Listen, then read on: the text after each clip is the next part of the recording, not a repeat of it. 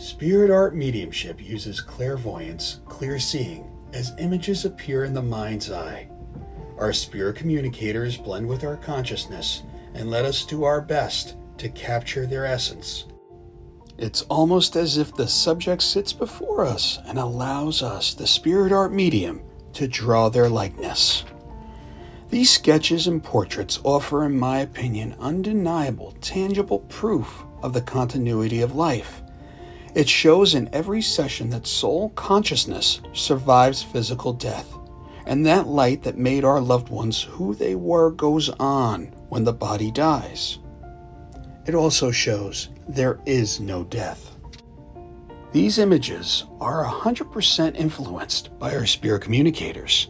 We have no prior knowledge to these individuals or the likenesses that come to us. This form of mediumship has been deemed by the finest mediums in the world to be the greatest form of evidence-based mediumship there is. When I began my spirit art mediumship journey, I was fortunate to have the mentorship with an incredible medium and friend, Dawn Pfeiffer. She offered advice and told me about people she learned from. As I discovered and learned about these incredible individuals that use this form of mediumship, I began to implement it in my mediumship. Books by Coral Polge, Frank Lee, Alan Strudel, and Rita Berkowitz, listening to interviews of Sue Wood and Joseph Scheel, all helped me and continue to educate me and have offered invaluable knowledge on spirit art. Facing Spirit, Mediumship and Spirit Art, I want to showcase some amazing individuals and information on this truly amazing form of mediumship. I will share personal stories, beliefs, and exercises that you can try to develop your spirit art abilities. It's time to face spirit and blend with our communicators. I hope you enjoy this journey.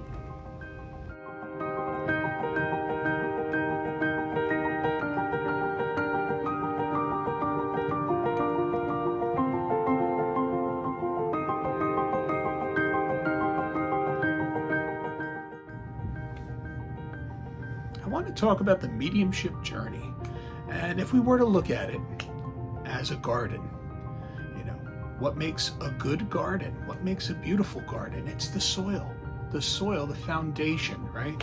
And the nutrients that nurture those plants.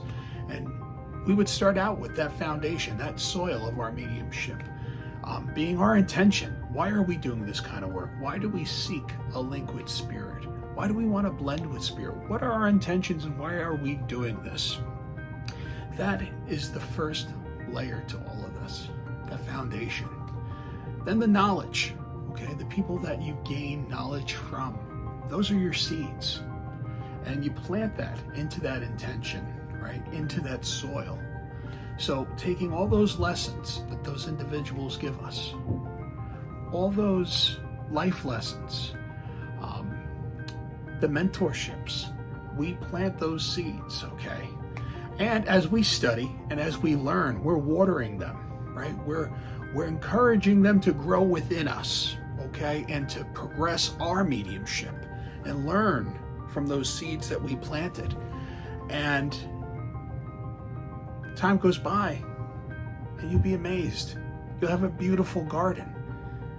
As we grow and as we learn, we are those seeds that are sprouting in that garden that needs the nourishment, okay? And that nourishment is knowledge, okay? And never stop learning how to connect and work with the spirit world. Seek mentorship. Even if you're doing this for years, keep learning. Find individuals in the field that intrigue you, that you want to learn from, okay? We're all in this together. We're all in this to serve spirit. There's no ego, there's no I. It's how can I serve spirit? We give full credit to the spirit world. We are just the messenger, right? We are just that phone that they're using to pick up, to connect to their loved one. We're blending with their frequency. So that garden, that beautiful garden that we have, that mediumship garden, right? That started with the soil, and that soil was our intention and why we're doing this.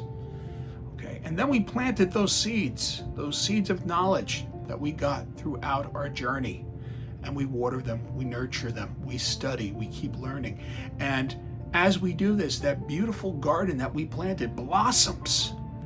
Okay, your mediumship soars. Why? Because you had the best foundation possible to support that knowledge. Okay, and the spirit world is nurturing that. You're nurturing that by the course that you have chosen.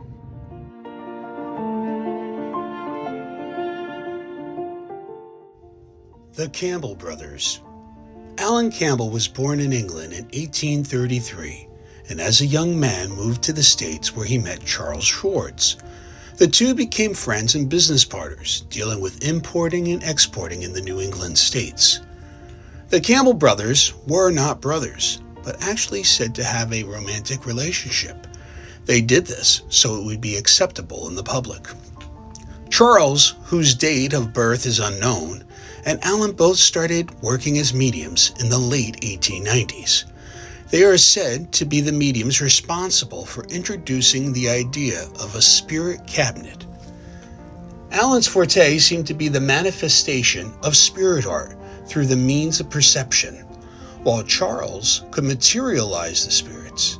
They were known as well for slate and typewriter seances, where a typewriter was placed on a table in a small cabinet.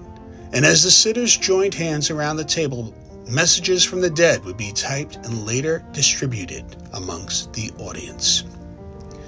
One of their most known works was produced in June of 1887. In this seance, a large 40 by 60 spirit portrait was made of Alan's spirit guide, Azor. The portrait titled Azor, the Helper, hangs today in the lobby of the Maplewood Hotel in Lilydale, New York. The Bangs sisters. Mary May E. Bangs, 1862 to 1917, and Elizabeth Lizzie Snow Bangs, 1859 to 1920, were two spiritualist mediums from Chicago who made a career out of painting the dead. In their presence, spirits of the departed would manifest and participate directly onto a blank canvas in front of the astonished witnesses. Equally wondrous, spirit writing would manifest directly onto blank sheets of paper or slates. Frank Lee is one of the best spirit artists the world has ever seen, and he was a pioneering force in the field of psychic art. Lee was a portrait and landscape artist, and also a cartoonist, who earned his first pennies when he sold a cartoon to a newspaper at only 12 years old. Frank moved back to England and settled in London. He became a psychic artist. Frank's spiritual gifts included clairvoyance, clairaudience, and clairsentience. He always saw spirits appearing in front of him and simply drew what he saw. Often his clairaudience allowed Lee to hear the departed spirits telling him their life story, and he was able to pass these details on to loved ones. He also sensed how people had passed to the spirit world, and was quoted as saying, "I have died over 1,000 deaths." Coral Polge was a dedicated spirit artist for 54 years. Passing to spirit in 2001, she was able to create portraits of loved ones in the spirit world, providing evidence of that person and at times even giving their names. This is the nature of spirit.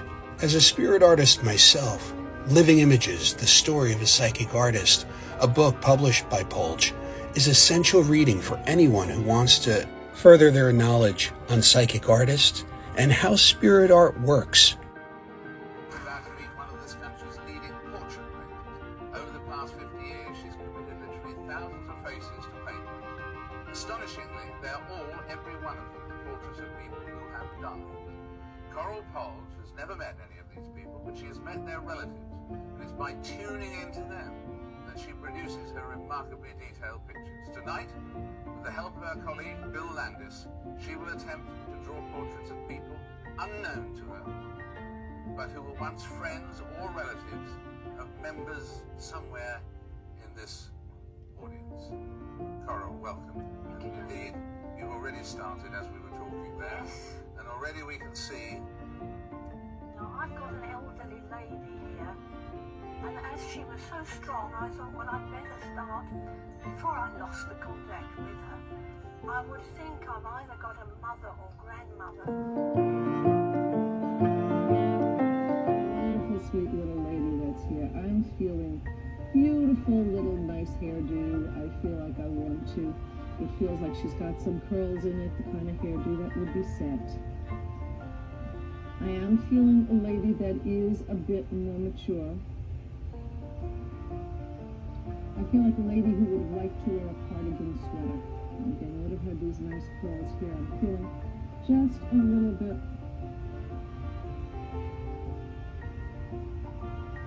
bit rounder in the face, a little bit fuller in the cheek. She seems happy. I could totally go on with a list of amazing individuals in the field of spirit art mediumship, but these talented and inspiring spirit art mediums have influenced me along my journey. They imparted knowledge that continues to grow and evolve in my mediumship every day.